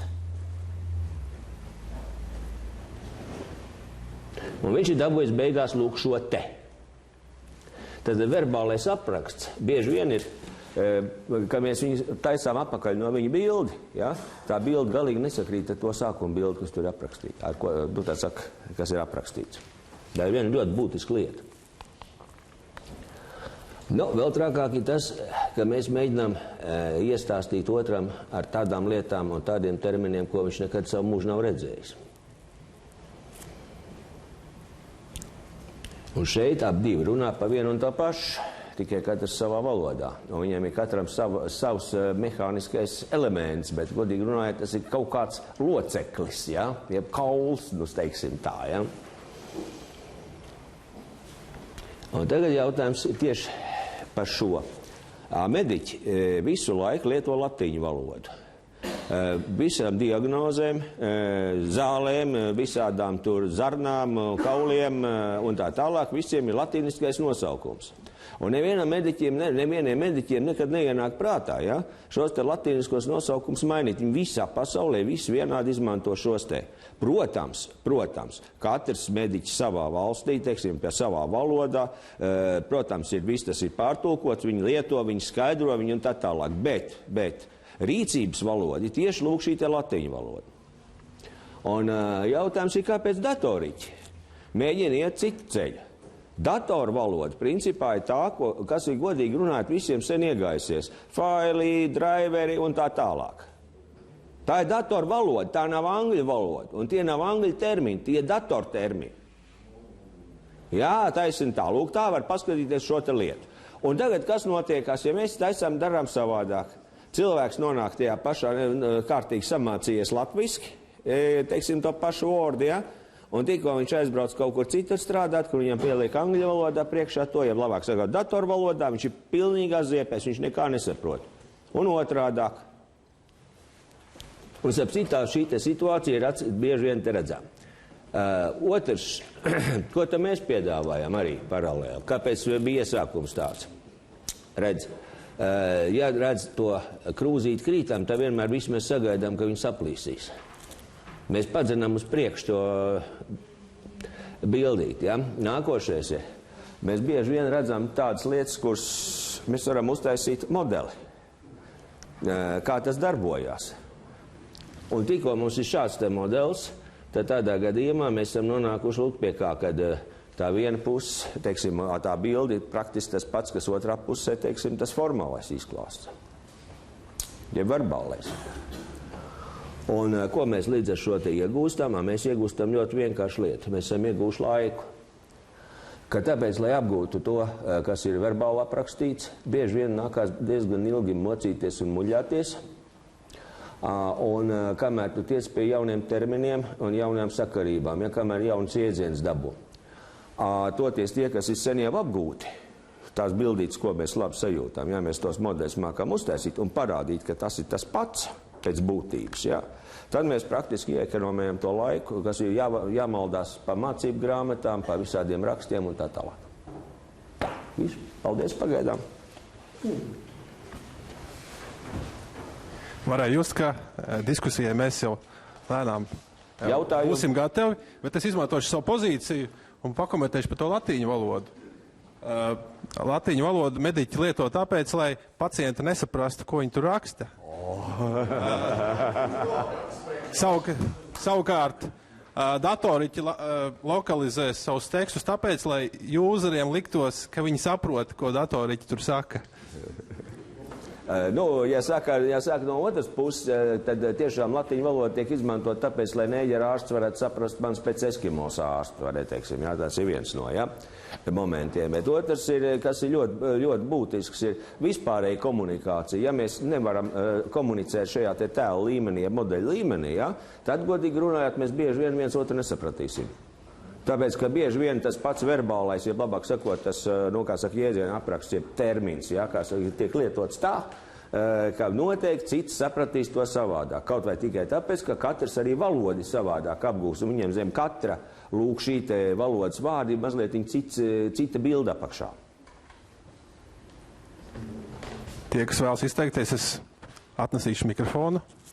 Ir vēlēšanās izteikties, varbūt tās par šo, par valodu noteikti. Dekāns. Tas bija pārāk smags apgalvojums, iespējams. Turpinot par to latīņu valodu, bija tieši tas pats teiciens, ja, kad mediķi latīņu valodu lieto. Tāpēc, kad, piemēram, ja ir jāpasaka diagnoze, teiksim, kādam prezidentam, tad viņi ir jāsaka latīņu valodā, jo tie, kas sapratīs, izliksies, ka nesaprot, un kas nesaprot, izliksies, ka saprot. Bet arī tas dara. Tā.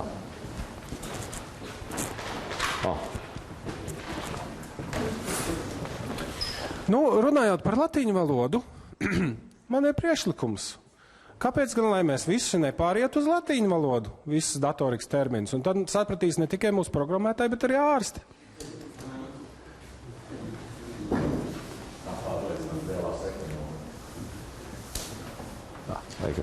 Bet valoda jau bija tikai viens no šiem aspektiem šajā diskusijā, bet te vairāk bija runa par to, vai rakstīts teksts ir pietiekoši informāciju nesošs vai nav nesošs.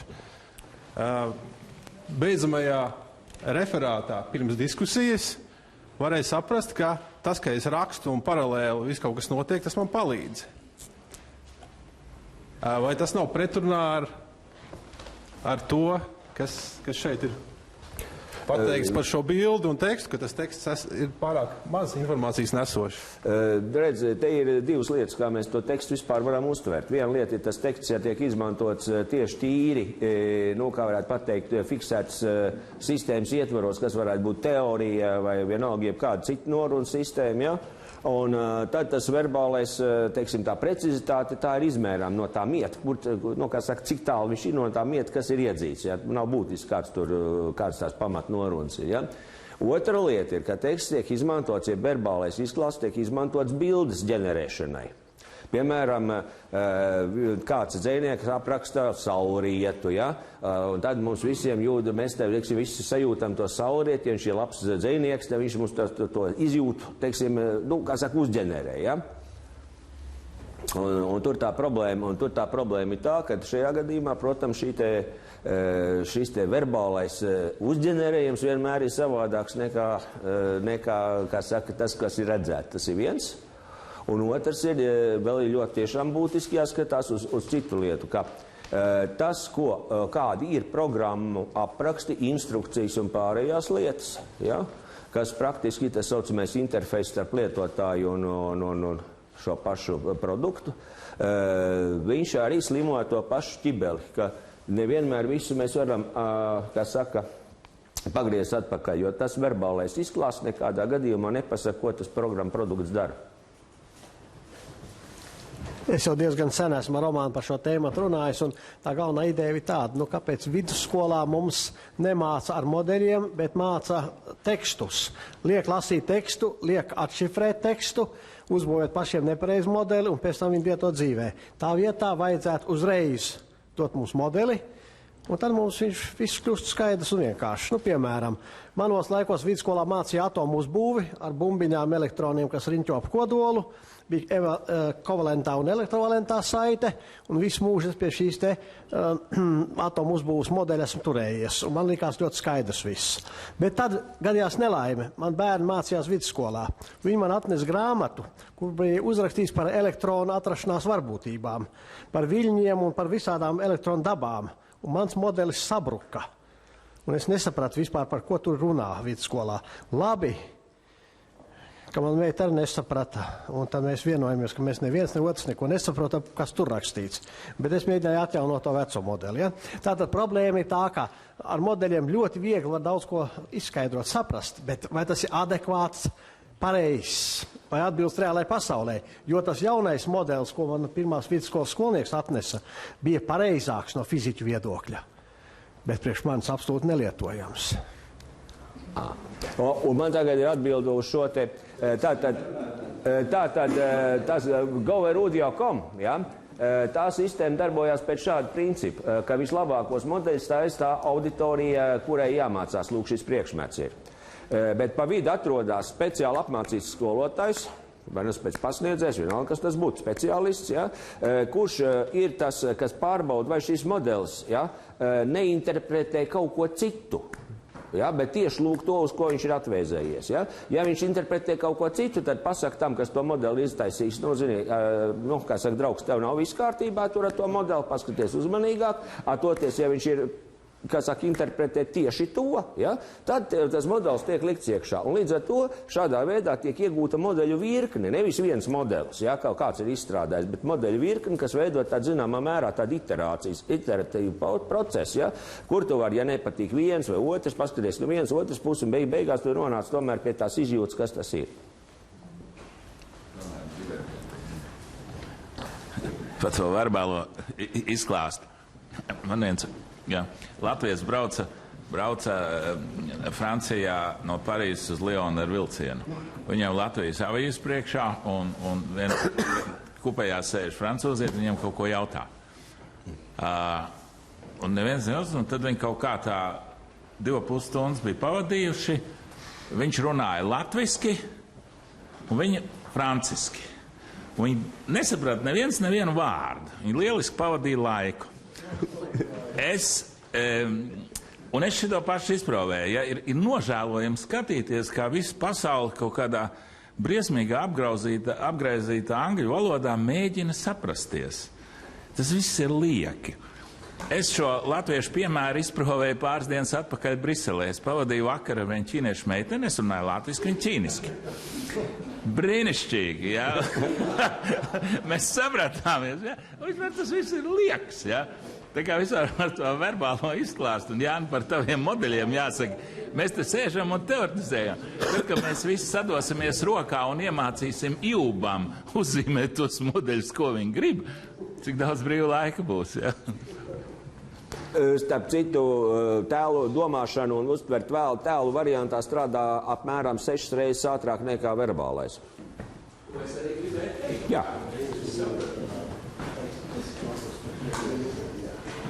Vēl kāds brīvprātīgais izteikties, kamēr tāds uzrodās, es tomēr gribētu tos burtus aizstāvēt.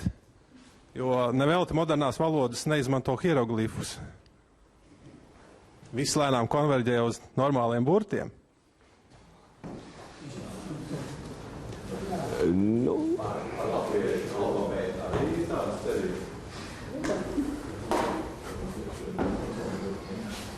Tas vēl ir ļoti diskutabls jautājums, uz kuru pusi ejam. Tā, nu, vēl kādi jautājumi? Komentāri?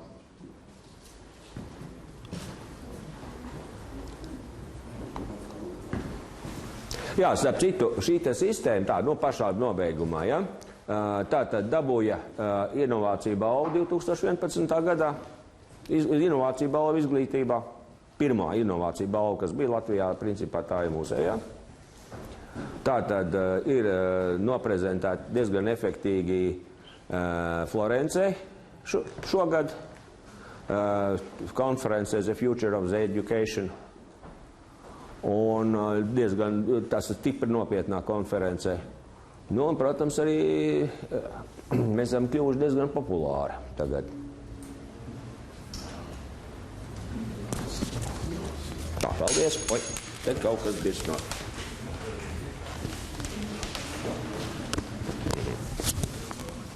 Vai kādam vēl ir kādas domas, idejas šajā jautājumā par to, kā pareizi ir mācīt un apgūt lietas? Un vai pareizi ir piespiest skolēnus un studentus izburties cauri burtiem un cipariem, vai tomēr labāk viņiem kaut ko uzzīmēt? Piespiest viņus pašus no burtiem un cipariem uzzīmēt bildītes, un tad tie, kas to nevar izdarīt, nu tā ir dabiskā izlase.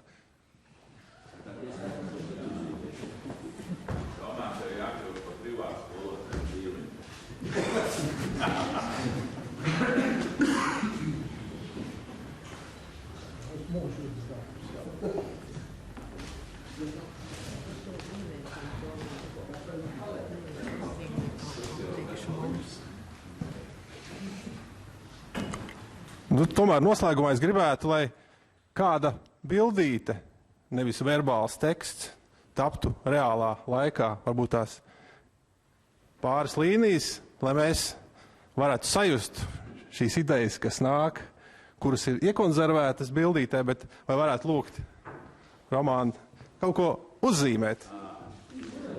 Labi, uztaisīsim maz eksperimentu. Tā, kaut ko pietiekam populāru, ja? No datora gala. Ko jūs, nu, teiksim, kas varētu būt tāds? Nu, kāds jēdziens, sakarīgi, no vienalga. Nē, bet tu kaut kā tā brīdīgi no datoriem. Kvantu skaitļotājs. Kvantu skaitļotājs? Jā.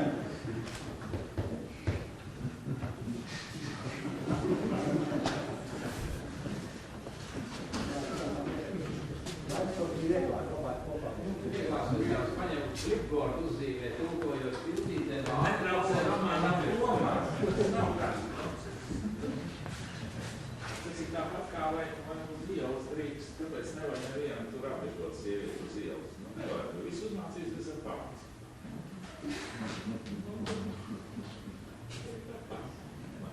Process par šo.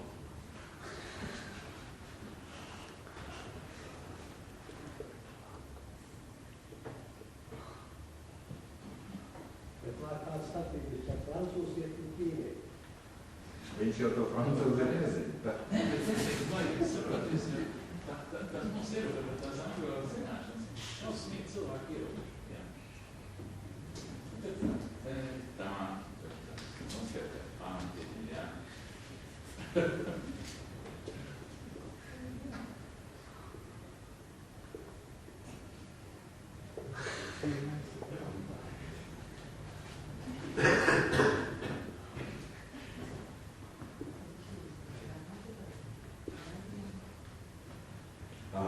Cik es saprotu, ka kvantu skaidrotāji pamatīdēja ir tādi, vai ne? ka praktiski tiek maisīts kaut kas cits, lai dabūtu gala rezultātu, ko mēs parasti dabonam aritmētisko darbību ceļā. Nu, lūk, un tad lūk šeit ir tā situācija, te mēs arī maisam un dabonam gala rezultātu. Paldies! Ja man nav taisnība, lūdzu komentē. Es varbūt ļaušu profesoram Ambēnam, viņam tā tēma precīzāk zinām. Ir līdzīgs. Jā.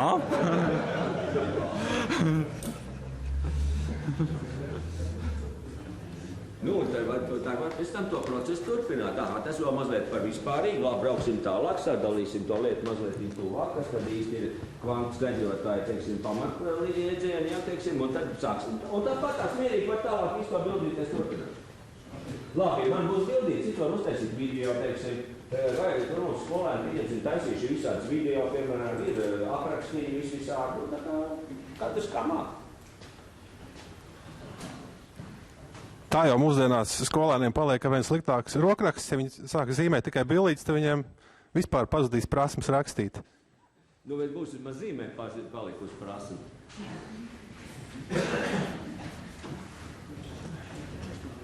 Tā. Paldies! Bija pietiekoši daudz ideju, bet, ja nu vēl pēkšņi kāds uzrodās, kas grib kaut ko teikt, katrā gadījumā programmēšanas dienu neatņemama sastāvdaļa ir fotografēšanās, kas strauji tuvojās un fotografējas gan laureāti, gan viņu zinātniskie vadītāji, gan paziņas, kursa biedri un vietas, kur notiek fotografēšanās, ir gan Čārlza Bebidža telpa, gan Ādas Lavalēs telpa, attiecīgi laikam 336. un 303. Tāda pie vitrāžas, un kur vēl bija? Jā, un noslēgumā pie izstādes Lasītavā. Tagad 4 potenciāli vietas, kur tas var notikt. Tā kā paldies par piedalīšanos programmētāju dienās.